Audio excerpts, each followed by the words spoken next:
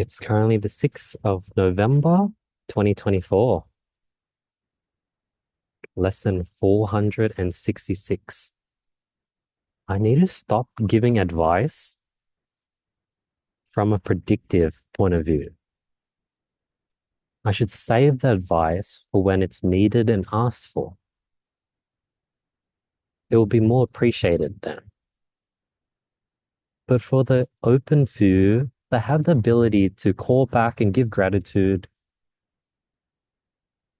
drop little hints. What I'm trying to say is that most people, when you give them advice out of a predictive nature where they're not currently going through that problem and can't relate to what you're trying to say, but you can predict the next hurdle they're going to, they don't see it. They don't think that hurdle is a reality. They're not going to appreciate your advice. But if it's someone that often's like, hey, like I remember you telling me that and now it's clicking, yeah, drop little hints. I think it comes out of a place of love. Like and I think our parents, my mom, my dad does the exact same thing. Like out of care, I'm like, hey, like this is what I see. I've been in a similar situation. I think you should continue doing A, B, and C because of X, Y, and Z.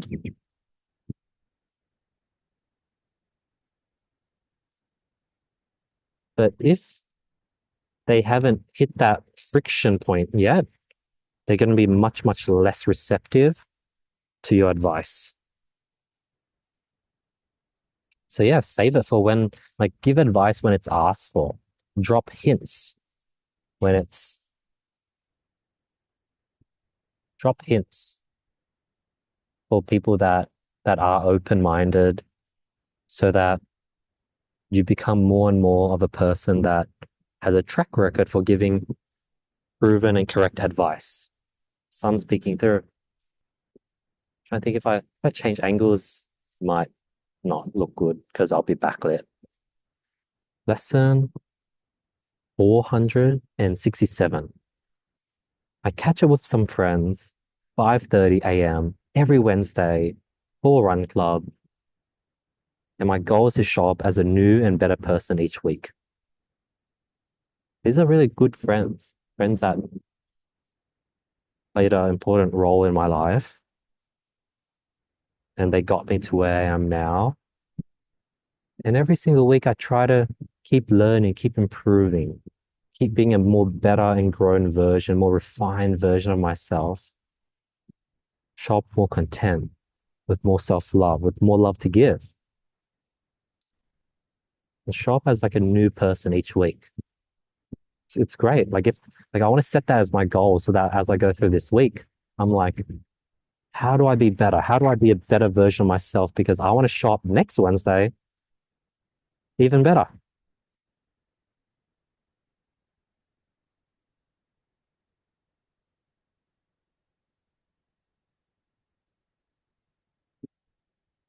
Lesson 468.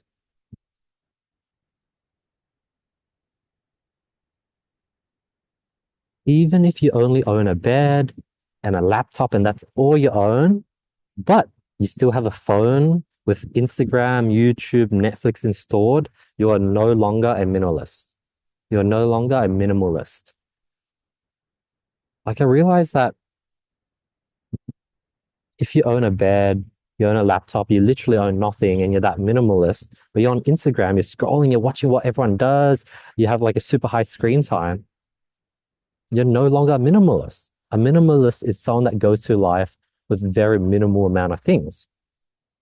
But if you have Instagram, you are now exposed to the world. You have the world on your fingertips, on your hand. So how can you call yourself a minimalist? You're just bombarded and crowded. Like the reason why back in the days, a minimalist would keep it simple with a simple bed on the floor and a laptop and not have any other things is that he wanted to keep things simple. He didn't want to have to make decisions and think and have his mind preoccupied. But that's exactly what social media does.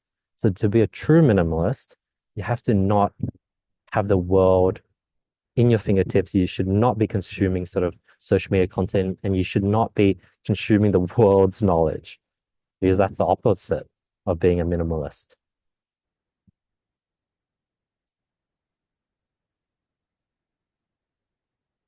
Lesson 469. Silence is the best way to change someone's mind. That combined with a bit of smart questioning, asking interesting questions, reframing things with a bit of silence, that's the best way to change someone's mind. For example, this morning, I was talking about how I have this morning run club. I'm doing late Saturday nights, and my sleep routine is a bit not consistent. But I see it as a greater picture of the whole. Like I've had this awakening moment of how like you shouldn't be judging every single day, but you should be judging the day within the week and see that each day is part of the greater week as a whole. So you need that 5 hour day of sleep because it then rebalances the other 6 days. You need that late Saturday night, Sunday morning sleep in because that then gives you energy and motivation to not do that for the Monday, Tuesday, Wednesday. And every day is important.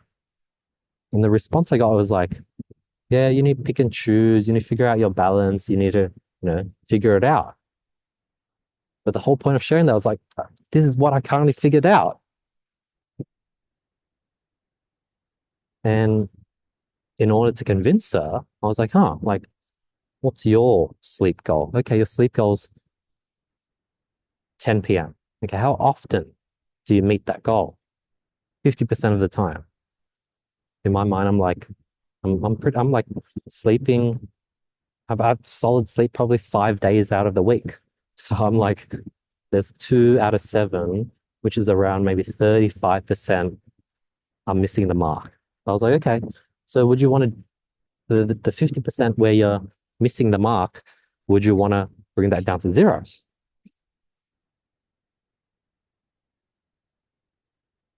And I think you ask that, then you put in a bit of silence. We ended up changing topics. But like, I didn't really, like, I wasn't trying to convince her that I was correct or change her mind. But what I'm learning is that the best way to change someone's mind is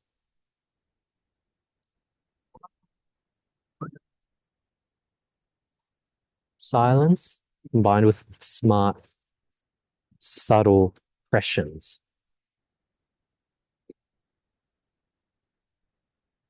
Lesson 470. A great product solves a problem for all people at all stages of life. So, for example, the product I've been really focusing on recently is YouTube. I want to create a YouTube video that gets at least 10,000 views.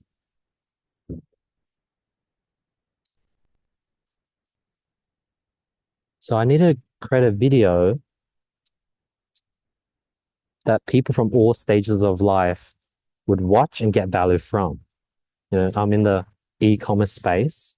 So the video needs to give value to the person that is trying to figure out what e-commerce is, also give value to the person that's starting e-commerce, as well as give value to that experienced person in e-commerce. Like I need to create a video that value is gained for all people from all walks of life, where everyone can learn something no matter where they are at in the e-commerce journey.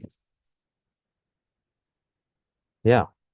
Like, how do I make this valuable for everyone?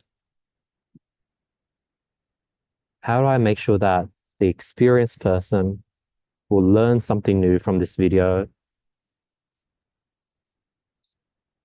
and the beginner will also learn things from this? So it's like sort of like include everything,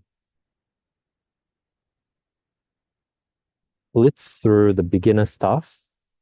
For the beginner, if they're a beginner, they can rewatch it again and again and they'll understand it. And for the pro, it's not wasting their time. It's like you're quickly racing to the juicy part that they're looking for. So that's one I put at the forefront of my mind as I start creating new YouTube videos. Like, how do I make a video that will give value to people from all walks of life?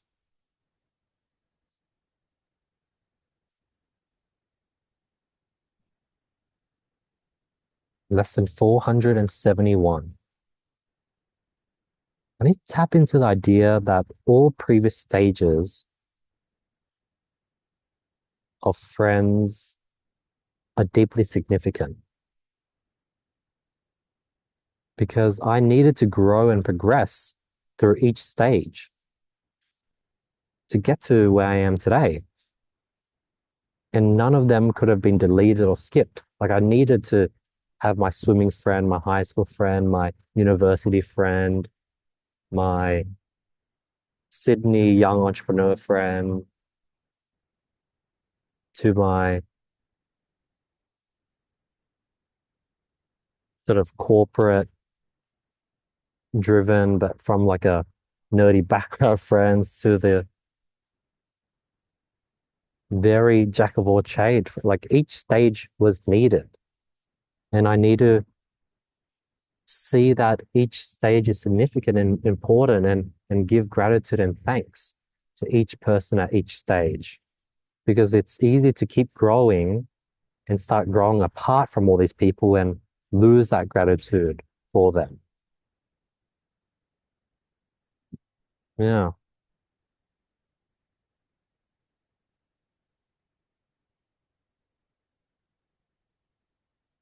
Lesson 472. I went from trying to accept people for who they are without expectations, which I thought was healthy. Sort of, I'm not going to have expectations. This is what I can expect. This is who they are. And it is what it is. To now focusing on how to integrate who they are into my life. It's like a nuance and subtle difference that makes such a huge difference. Going from, hey, this is who they are as a person. I'm not going to expect anymore. It's unfair to expect anymore. Appreciate them for who they are. To, okay, this is who they are. How can I integrate them into my life as is? Like, how can they play a positive impact in my life, despite all the flaws and things that I feel like I need? Yeah.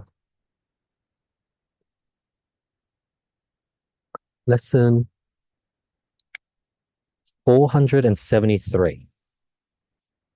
The first half of a day is a slow builder. And the second half of the day is a cruise as you've now built momentum. The first half of the year is a slow build up. And the second half of the year is a nice cruise as you've built momentum. And then you can end the year with a nice New Year Eve, Christmas break. And you restart again in the new year. The first half of your life is a slow build up. And the second half of your life is a cruise as now you've built momentum, you've figured out who you are as a person, you've figured out life, you financially built you have a strong financial foundation, and you cruise through life. So I'm seeing the Hollands, how like this is a repeated notion, and it's probably repeated in sort of periods of 10 years or 7 year cycles, how every 7 years you go through a cycle, and the first half of the 7 years is a slow and tough grind, but the second half of that cycle is a nice cruise because now you've built momentum. I'm curious, like if my goal is to have kids, like or like if my goal is to have my first kid, I like say 29, 28 and a half. Let's say that's the start of a new 7 year journey chapter. I feel like life happens in 7 year cycles. So at 29 minus 7, 22. Yeah, I do feel like 22 was when things got rough again. Interesting. Because prior to 22, man, life was easy. I was crushing 19, 20, 21, 22, 20. Yeah, I was doing, those were my peak years now thinking about it. And it's probably because I set the foundation like 22 minus 7 from 15. 15 to 18 was tough. Yeah, those are really tough years now thinking about it. Damn, okay, that makes sense. So from 22, I started a new cycle. So 22, 23, 24, 24 and a half. Yeah, these have been very tough years. Now I'm 25. I think things are starting to click. Things are starting to click in. And I think once things do click, I'm going to have a nice 3-year run from like 25 or 26 all the way up to 29 until I have my first kid. Things are going to be a nice cruise. And once I have my first kid, it's going to be a start of a new 7-year chapter.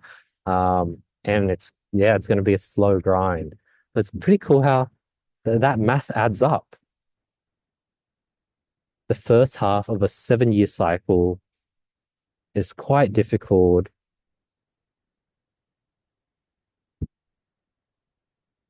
but you build up momentum. So the second half of that 7-year cycle, it's a nice cruise. Wow, damn, that really matches and aligns with the trajectory I've been going through. Wow.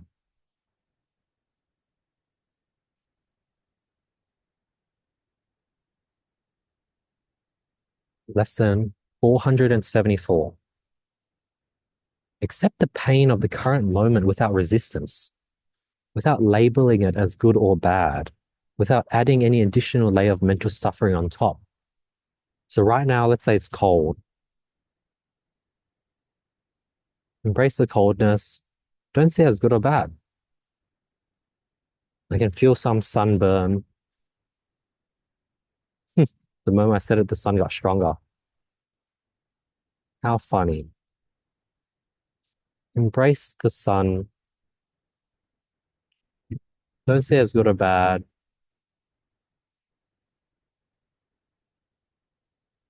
Yeah,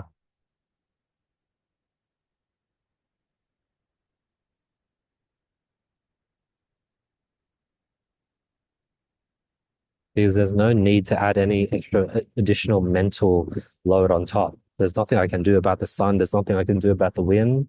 All I can do is accept it and accept it and don't see it as good or bad. Yeah. The moment I said that, the sun got covered by some clouds. Perfect timing.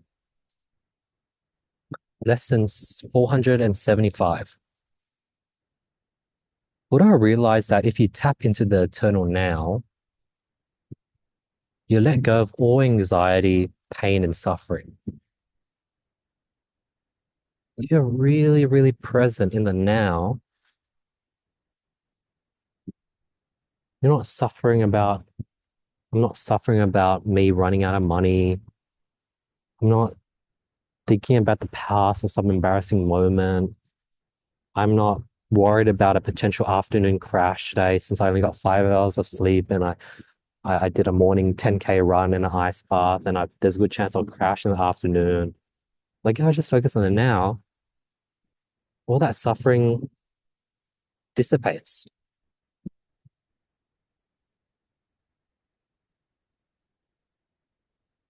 Yeah, just trying to get present. That's all saying that. Lesson 474. If you're unsure, don't send the message. Because like the thing is when you send a message is irreversible. Keep it drafted. If you still feel like sending it tomorrow, then send it. Because there's often messages that I have a gut feeling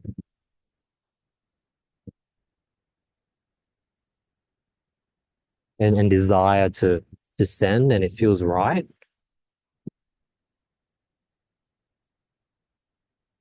There's messages I send without thought, but then there's messages that I'm quite unsure of. The new rule I'm going to add to my sort of day-to-day life is if I'm unsure, hold on to it, don't send it. And then if in 24 hours you're still unsure, still don't send it, and wait until you're sure. Eventually, if it's something that you feel strongly about, the sureness will come. And if it's something that you're not strongly against, the unsureness will just get bigger and bigger to a point where you're like, okay, maybe not. So hold back and refrain every message that you're unsure about. Wait it out. And if there is a time crunch, close your eyes and think about it. Close your eyes. Like if there's a time crunch, yeah, it changes. Like if for example, one of the messages I was unsure about, if that person were to die to like in a week's time, I'd quickly send that message ASAP. But the fact that that isn't going to be the case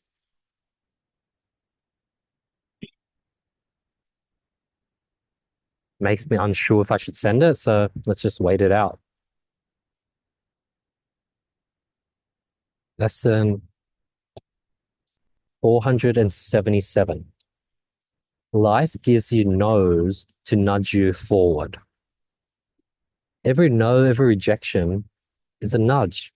Like, for example, all the no's, all the rejections, all the no replies that has happened over the last 2 weeks probably had to happen for me to then come to the present point of learning and seeing the world in an integral way and then sort of integrating all the different stages of my life up to now. Like that learning, that openness to learn this, me reading the book up to this stage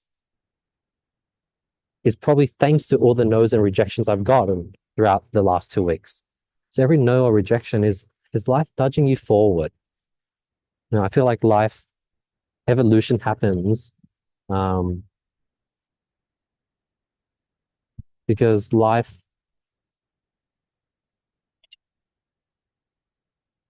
loves to self-organize and progress forward. Like if we were in a simulation, the goal of the simulation is to create a world that lasts for as long as possible.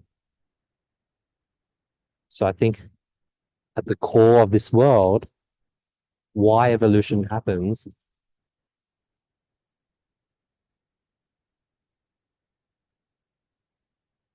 is probably related to our innate desire to live forever and our innate desire to keep our legacy strong forever, our innate desire for our religion, our country to live forever. So it makes sense for the universe to push towards our direction of living forever. So that is why life wants to nudge you forward in a positive light with every single no. Lesson 478. It is easier to say no to a stronger person versus a weaker person. Like if there's a strong person, you don't really feel bad saying no. You don't feel bad not replying because you know they're strong and it's not going to phase them and that they'll be fine if they go to that thing on their own. You also have to realize that the stronger the person, the more interesting and difficult invites you're going to get. You're going to get the invite to the 5 a.m. run club. You're going to get the invite to that 37th birthday party, and you're going to be surrounded by people in their late 30s that are much, much more mature than you. So as I'm inviting people to things like Dragon Boat, not only is it easier to say no to me as a person because I'm a stronger person, but it's a harder ask. And being a harder ask, you're going to get more no's. Yeah. So that probably explains why I've been getting a lot of no's. Lesson 479. 85% of people are blindly following the blind. 10% of people realize that and are just lost. And 5% of people are actually on their own journey. When you go to a house party, like I can see 85% of people are sort of doing the exact same thing. They're having the exact same conversations. They're talking about the same things. And it's basically blindfolding the blind. There's 10% of people that are they're lost. They're like, who am I as a person? And there's 5% of people that you can sense a clear sense of direction and clarity they have about their life and their journey.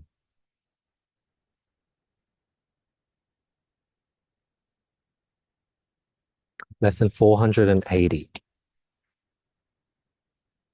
The last scene in Endgame, Avengers Endgame, where Captain America's all on his own. He's alone. He's all beat up. His shield is like just destroyed and smashed.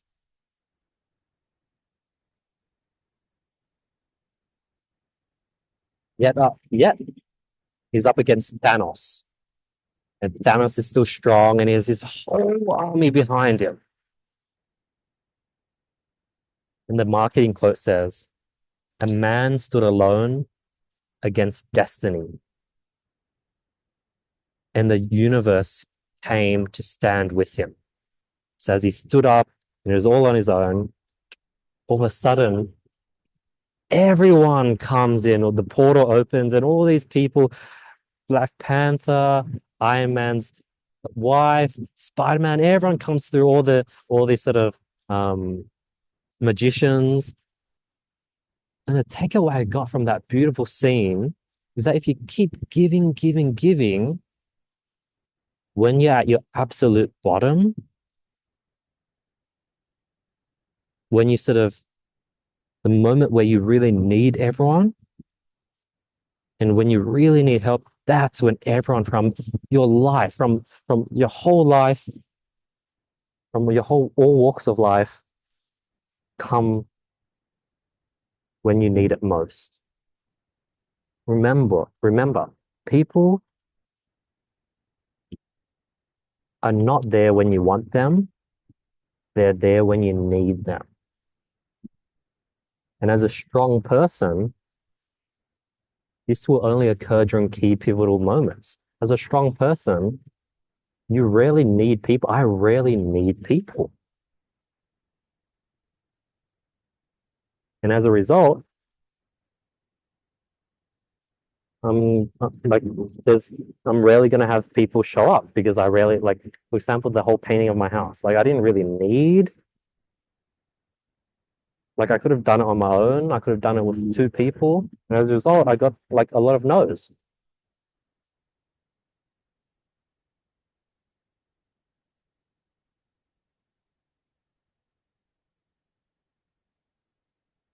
But I have faith that if I keep giving to all these people in my life,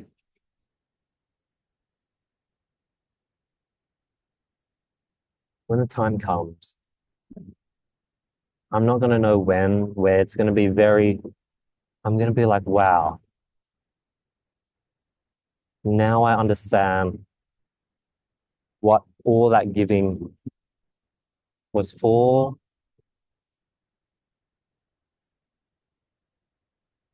and see what it's amount to. Like Captain America, he's never had that much support in his life. He's always been like a man against the world. Him one v 20, and that's because he's Captain America and he can do a 1v20. But when it was like 1v 1,000, at that moment, that's when everyone came.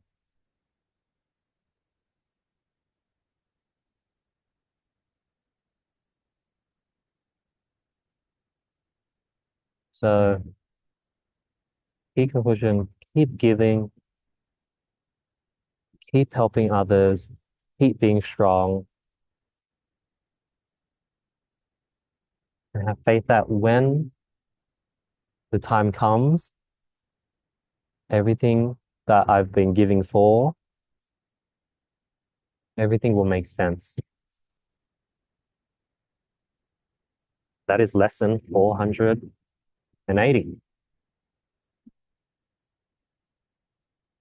Yeah, great episode. See you guys next week. Peace.